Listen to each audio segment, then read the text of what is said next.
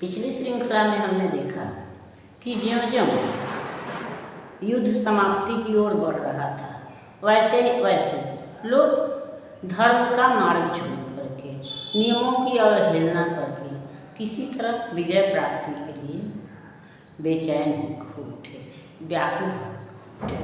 और यह भावना ही थी, यह विजय लालसा ही थी कि पांडवों ने भीष्म पितामह का उनसे मृत्यु का कारण पूछ करके उनको घायल किया, या फिर 7 महारथियों ने मिल करके निहत्थे अभिमन्यु का वध किया। और जब अभिमन्यु की मृत्यु से दुखित होकर के अर्जुन ने यह प्रण लिया कि अगले दिन सूर्यास्त से पहले या तो वह जयद्रथ को मार देगा या फिर स्वयं अग्नि समाधि ले लेगा। तो भगवान कृष्ण ने सुदर्शन चक्र के द्वारा सूर्य को या सूर्य भगवान बगली में छिपकर कुछ देर के लिए सूर्य को छिपा दिया। और जब अर्जुन की चिता तैयार होने लगी और कौरव खुशी मनाने लगे, जिसमें कि गृह जयद्रथ भी था, तो एकाएक अर्जुन ने सूर्य भगवान जो है वह दिखाई पड़े और अर्जुन ने अपने बाण से जयद्रथ के सर को काट करके उसके पिता के गोद में गिरा दिया, जो कि कुरुक्षेत्र से बहुत दूर तपस्या कर रहे थे। तो इस तरह से उसके पिता निर्दोष मारे गए, जबकि उनका इस युद्ध से कोई संबंध नहीं था। इसी तरह से जब सात्यकी और भूरिश्रवा आपस में युद्ध कर रहे थे, तो बिना बुलाए ही, अनाहुत का मतलब बिना बुलाए हुआ, तो बिना बुलाए ही अर्जुन ने जो है वह भूरिश्रवा का हाथ काट लिया।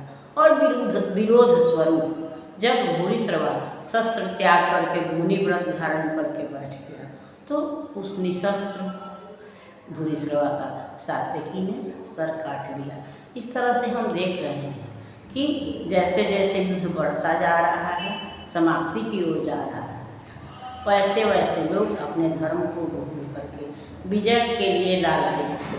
और इसलिए दोनों ही पक्ष जो है वह धर्म को भूल करके विजय चाह रहे थे, जबकि युद्ध से तो धर्म हो ही नहीं सकता। धर्म के लिए करुणा चाहिए, त्याग चाहिए, दान बलिदान चाहिए। धर्म यह नहीं है कि हम मंजिल पर पहुंच गए, बल्कि हमारा धर्म यह है कि हम सतपथ पर, सच्चे रास्ते पर, सही रास्ते पर आजीवन चलते रहें। दूसरों को उजाला बढ़ने का मतलब है कि दूसरे को सुखी बनाने का प्रयास करें, नहीं कि किसी को कष्ट दे करके हम धर्म के मार्ग पर चल नहीं सकते हैं। और वासना जो है वह वासना का लोभ लालच से है, तो वह तो हमें अधर्म पर ही ले जाएगी, वह तो कभी हमको धर्म पथ पर ले ही नहीं जा सकती है। और जब धर्म को भूल करके दोनों ही पक्ष विजय के लिए लालायित था, विजय के लिए व्याकुल था, तो फिर कौन कितना धर्म पर रहा और कौन कितना अधर्म पर रहा, यह तो कहना ही मुश्किल है। तो लेकिन लाख धर्म और अधर्म के बाद भी जब तक द्रोणाचार्य या कर्ण जीवित थे, तब तक पांडवों का विजय संभव नहीं था। तो इसलिए फिर कर्ण और द्रोणाचार्य की मृत्यु भी छल से ही। कर्ण जो है वो, ये दोनों जो थे वो पांडवों के विजय के मार्ग में बाधा थे।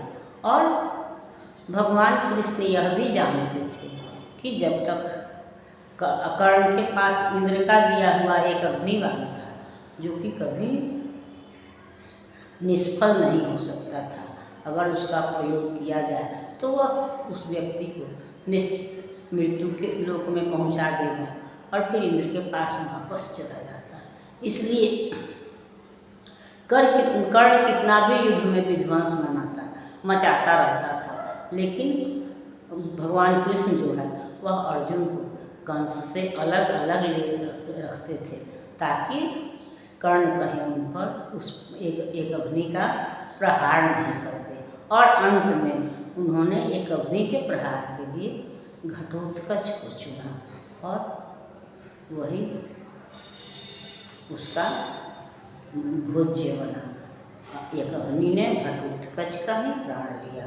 तो यहाँ हम देख रहे हैं कि विजय के लिए दोनों ही पक्ष जो है वह धर्म का मार्ग भूल करके जल्दी से जल्दी विजय प्राप्त करना चाहता है।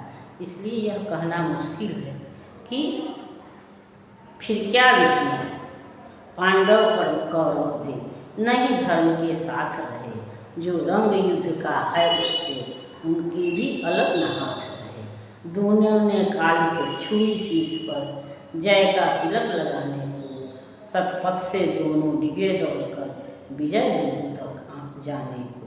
इस विजय द्वंद्व के बीच युद्ध के दाहक कई दिवस बीते, पर विजय किसे मिल सकती थी जब तक थे द्रोण कर्ण जीते। था कौन शतपथ पर डटकर जो उनसे योग्य समझ करता, धर्म से मारकर उन्हें जगत में अपना नाम अमर करता। है कहाँ पार्थ, राधे गरजता था क्षण क्षण, करता क्यों नहीं प्रकट होकर अपने कराल प्रतिघट से रण। क्या इन्हीं मूलियों के से मेरी रणकला निपट रह जाएगी, या किसी वीर पर भी अपना यह चमत्कार दिखलाएगी।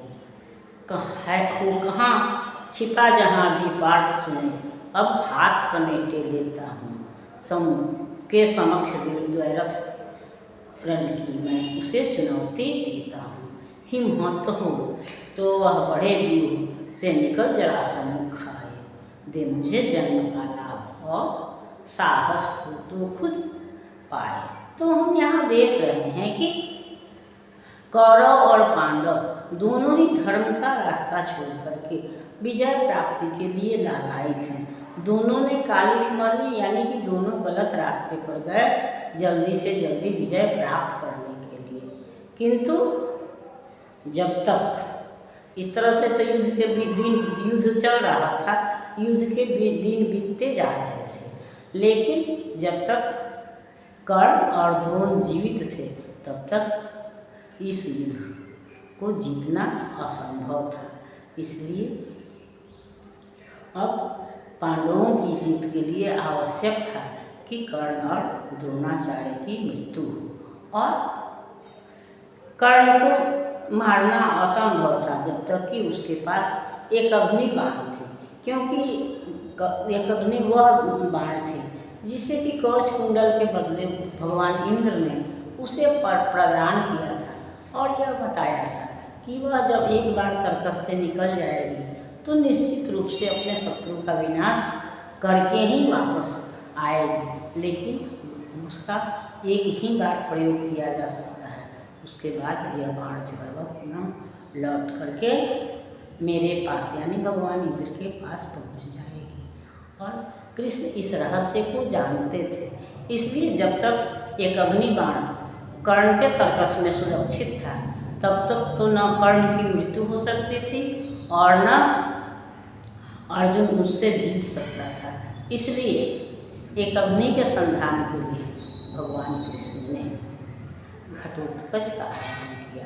कर्ण जो कई दिन से युद्ध लड़ रहा था, उसने अंततः अर्जुन को, क्योंकि उसकी भी इच्छा अर्जुन से ही युद्ध करने की थी, या उसका प्रण जो अर्जुन को मारने ही का था, इसलिए वह अर्जुन को चुनौती देता है या कि अर्जुन कहाँ है, क्या इस गाजर मूली यानी छोटे छोटे वीरों से लड़कर ही मेरी शक्ति नष्ट हो जाएगी, क्या मुझे अर्जुन से भी युद्ध करने का मौका मिलेगा। अब मैं हाथ रोक करके अर्जुन से द्वैरथ युद्ध की चुनौती, द्वैरथ युद्ध का मतलब है कि दोनों रथ पे हैं, तो द्वैरथ युद्ध की चुनौती अर्जुन को देता हूँ।